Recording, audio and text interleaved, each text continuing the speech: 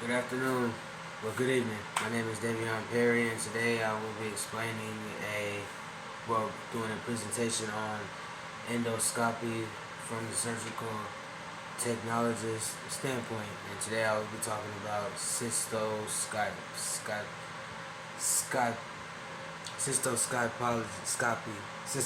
I'm sorry, I know I butchered the name, but that is a procedure where a thin tube-like instrument called a cystoscope is inserted into the urethra to examine the bladder and urethra. The endoscopy aspect involves using a camera on the cystoscope to visualize the inside of these organs. Patients are typically positioned on their backs with their knees bent and feet in stirrups. And that's just that part of me explaining like what exactly the procedure is and exactly what it would involve for this procedure when it is being done. This also requires various equipment, including a cystoscope, flexible or rigid, video system, and irrigation fluids, along with sterile supplies like gloves and drapes.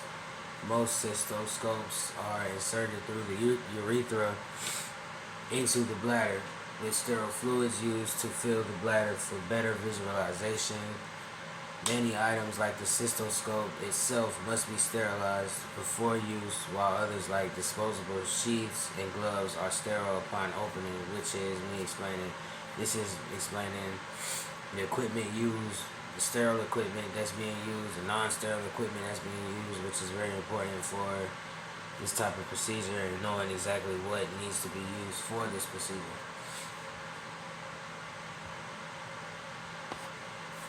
During cystoscopy, a sterile liquid, typically sterile water or saline solution, is used to fill the bladder and urethra, allowing for a clear visualization of the internal structures. This medium distends the bladder, creating space for the urologist to examine the lining and identify any abnormalities. The use of sterile solutions minimizes the risk of infections. The purpose of the fluids is a medium liquid to expand the bladder and urethra, providing a clear view of the inner walls. Without the distension, the bladder walls would collapse, making it difficult to assess their condition. Other types of fluid would be saline water, sterile water and normal saline. Other options, depending on the specific procedure and equipment, other sterile solutions like lactated ringers, lysine, soritol, or mannitol might be employed, particularly if electrocautery is needed. Some safety considerations: sterility. Maintaining a sterile environment is crucial to prevent infections. Temperature. The fluid is typically warm to body temperature to minimize patient discomfort. Monopolar versus bipolar electrocautery. The type of irrigation used depends on whether monopolar or bipolar electrocautery is used. Monopolar electrocautery requires non-conductive fluids, while isotonic fluids can be used with bipolar instruments. Patient sensation. As the bladder fills, patients may experience a sensation of needing to urinate, which is normal. The distension technique.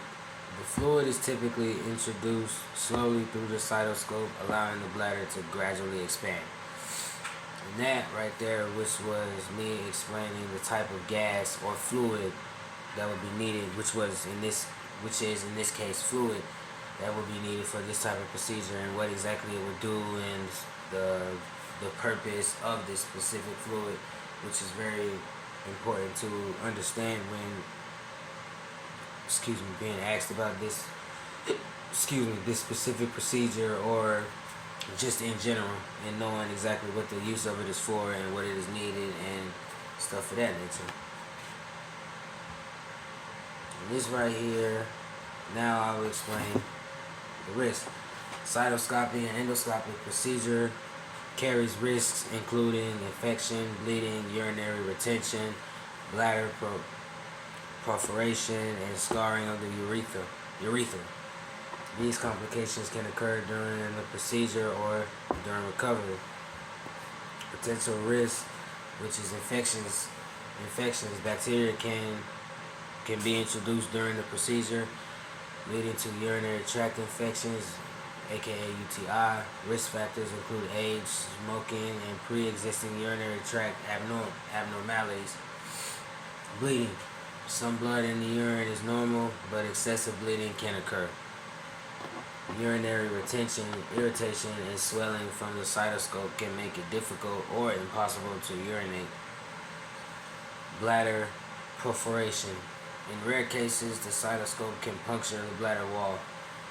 Urethral scarring. Scar tissue can form in the urethra, potentially leading to narrowing and difficulty urinating. Reactions to anesthesia.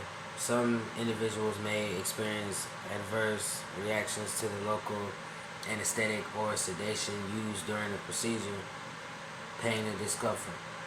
Burning sensations during urination and abnormal pain are common temporary side effects.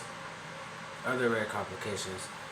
These may include kidney injury, hyponatremia, electrolyte imbalance, and other organ damage, basically. So that part, what I just explained is, well, can be certain risks that a patient might have to go through or might experience depending on exactly what type of procedure that they had and how it went for that person in particular, and how the infections such as UTI, such as bleeding and the wall and the bladder wall can be punctured, and scarring of the tissue can be an effect of this type of procedure, which in some cases, well, not in some cases, which in any case is a normal thing to happen for this type of procedure that I'm explaining, which is a cystoscopy. Sorry. And after research on this, I can see exactly what this type of procedure can do and what it has done in the medical field in particular. I feel like I might have missed something.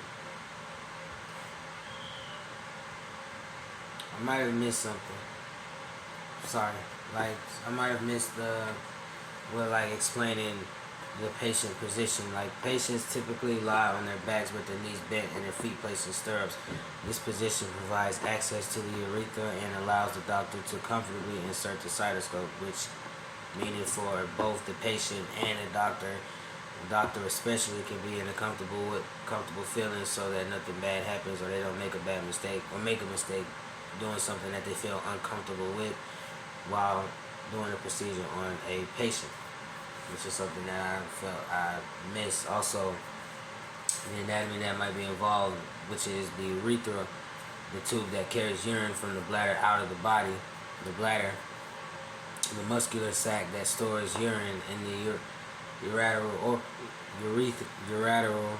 openings, where the uterus, tubes from the kidneys enter the bladder, which is basically which is me explaining the urethra, basically, and how when that is not punctured, but when the tube is put in there and the bladder and the urine is taken in and out of the body, and where exactly it goes.